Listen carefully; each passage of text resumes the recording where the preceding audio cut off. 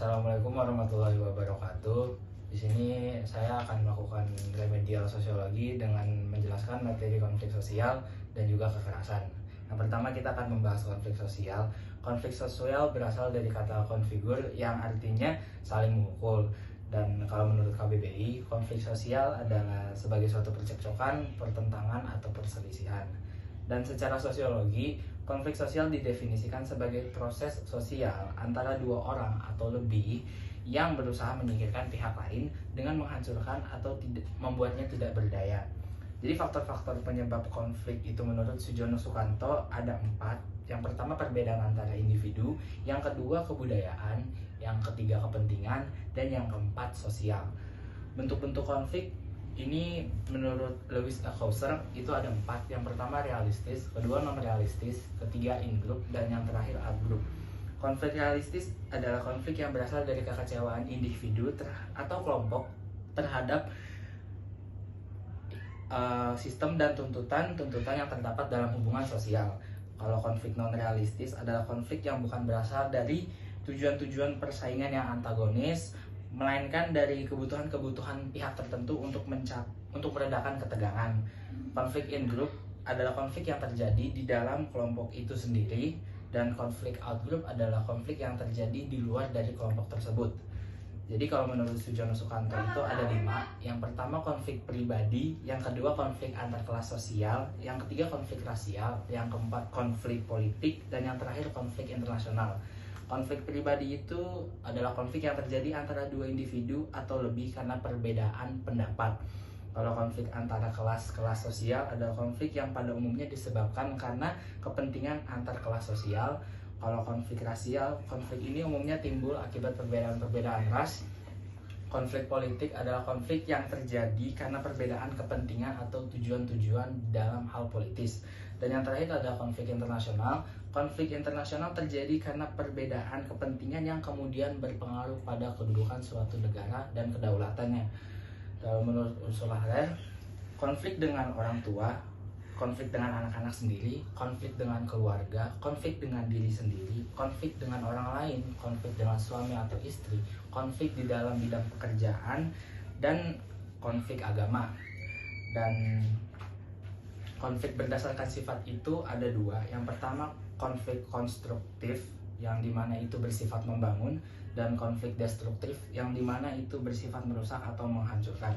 Dampak konflik sosial di sini ada dampak positifnya. Yang pertama memperjelas aspek-aspek kehidupan yang belum jelas. Yang kedua memungkinkan adanya penyesuaian kembali norma-norma dan nilai-nilai serta hubungan-hubungan sosial. Dan yang ketiga meningkatkan solidaritas sesama anggota kelompok. Yang keempat merupakan jalan untuk mengurangi ketergantungan antar individu dari kelompok. Kelima dapat membantu menghidupkan kembali norma-norma lama dan menciptakan norma-norma baru. Yang keenam dapat berfungsi sebagai sarana untuk mencapai keseimbangan antara kekuatan-kekuatan yang ada di dalam masyarakat. Yang ketujuh, konflik memunculkan sebuah keputusan atau kompromi yang baru. Dan dampak negatifnya, yang pertama keretakan hubungan antar individu atau suatu kelompok. Yang kedua, kerusakan harta benda, bahkan jatuhnya korban manusia. Yang ketiga, berubahnya sikap kepribadian para individu, baik yang mengarah pada positif maupun negatif. Dan yang keempat, munculnya dominasi kelompok pemenang atau kelompok yang salah. Dan di sini saya akan menjelaskan materi tentang kekerasan. Pengertian kekerasan menurut Kamus Besar Bahasa Indonesia, kekerasan didefinisikan sebagai perbuatan seseorang atau kelompok yang menyebabkan cedera atau matinya orang lain, atau menyebabkan kerusakan fisik maupun barang. Kalau menurut Sujono Sukanto, kekerasan atau violence diartikan sebagai penggunaan kekuatan fisik secara paksa baik kepada orang maupun benda. Kalau menurut Thomas Hobbes, kekerasan merupakan sesuatu hal yang alamiah yang dialami manusia.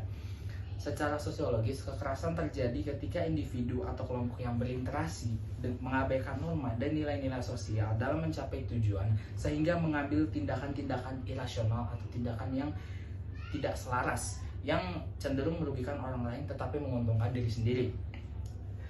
Dan teori faktor individual itu ada agresivitas, pelaku seseorang dapat menyebabkan timbulnya kekerasan.